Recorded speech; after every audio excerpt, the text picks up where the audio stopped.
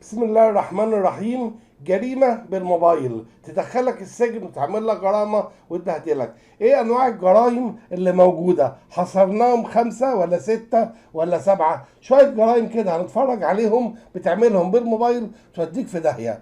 اول حاجة او اول جريمة انت بترتكبها يوم ما بتاخد تسرق واي فاي بتاع حد، دي عقوبتها 3 شهور والغرامة من 10,000 ل 50,000. خلي بالك عشان الموضوع ده مهم، وكل واحد بيقعد يقول لك عايزين نطلب مش عارف واي فاي، عايزين كلمات مهمه عشان الواي فاي، عايزين مش عارف ايه، والكلام ده كله. الكلام ده خطر جدا لان بيتم مراقبتك، ولما بتصل على حاجه زي كده بيعمل لك غرامه وبيعمل لك حبس وبيعرفوا يجيبوك كويس قوي. تاني حاجه وده الاهم، لو نشرت او شيرت او عملت اي حاجه بتضر بشخص او مؤسسه او بتعمل كيان حكومي، او حتى لو كان مؤسسه غير حكوميه، اي حاجه بتضره او مثلا بتضره في سمعته او في شغله او في اي حاجه، وثبت عليك حاجه زي كده، دي عقوبتها مده ما تقلش عن 6 شهور والغرامه من 50 ل 100,000. عشان كده خلي بالك يا صاحبي، عشان ما حدش ما تسيبش مثلا صفحه مفتوحه او ايميل مفتوح، حاجه مفتوحه تضر بنفسك او يعمل لك مشكله، او سيب موبايلك مع حد يعمل لك مشكله.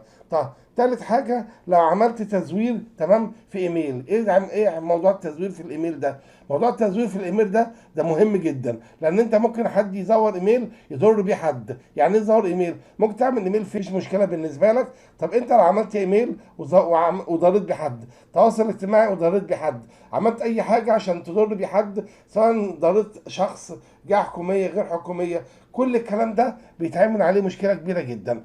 حلو الكلام. عشان كده لازم تاخد بالك يا صاحبي ان دي عقوبتها مش قليله، ما بتقلش عن 3 شهور والغرامه فيها من 10,000 ل 30,000.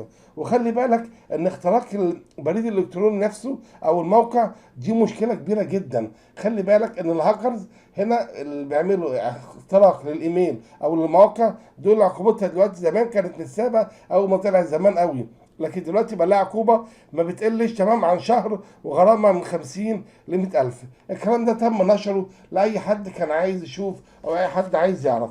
طيب لو انت بقى شوهت الموقع بعد ما اخترقته او عملت اي حاجه من هذا القبيل، سواء كان الموقع ده كموقع خاص، موقع حكومي، اي حاجه، اي موقع بتاع افراد مش افراد، الكلام ده تمام، ده ما بتقلش فيه 3 شهور الحبس، والغرامه ما بتقلش من 20 ل 100,000.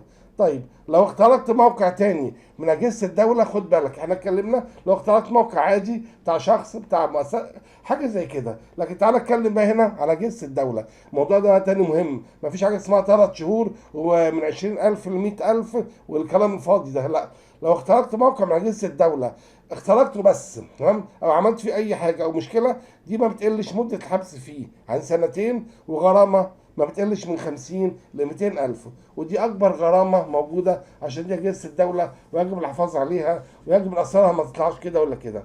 في كمان جريمه كده الكترونيه برضو موجوده، انك انت لو اتهمت حد بالنصب، لو اتهمت اي حد بالنصب، وطبعا ودي مشكله كبيره جدا، وخلي بالك لو اتهمت حد بالنصب وذكرت كلمه نصاب او الكلام ده بيرجع عليك بالحبس وبالغرامه، ودي برضو حاجه بتكون مثبته وبيتم يعني بيتم ان هي ما فيش فيها عفو. ليه؟ قال لك دي جريمه الكترونيه ما فيهاش عفو، والجرائم الالكترونيه يا جماعه ما فيهاش عفو خالص، وفيها مشاكل جامده جدا، الا طبعا ما القاضي يشوف او المحكمه ما بتشوف والكلام ده كله. دي حاجه بترجع لمين؟ بترجع طبعا للقاضي اللي بيحكم، احنا مالناش دخل في الموضوع ده، احنا بس بنقول القانون اللي اتقال قبل كده وفي مواقف حدث كتير وتم نشره. فعشان كل ياخد باله، عشان ما حدش يفتكر الموضوع لعبه او هزار زي زمان، لازم تاخد بالك ان خطوره المواقع الالكترونيه لو جيت تخترقها وفاكرها لعبه او هزار، تمام، سواء كانت دوله او مش دوله، دي لها عقوبه ودي لها عقوبه، بس في الحالتين الاثنين ليهم عقوبه. برضو الايميل زي ما قلنا، ولازم تاخد بالك ان الهاكر بصفه خاصه تمام بقى يتعامل معامله شديده جدا في المواضيع دي. فانت حتى لو دارس حاجه زي كده تمام، لو في الخير او في حاجه زي كده، او بعد اذن حكومه او باذن كذا وكذا بتصريح، شوف الدنيا عامله ايه براحتك.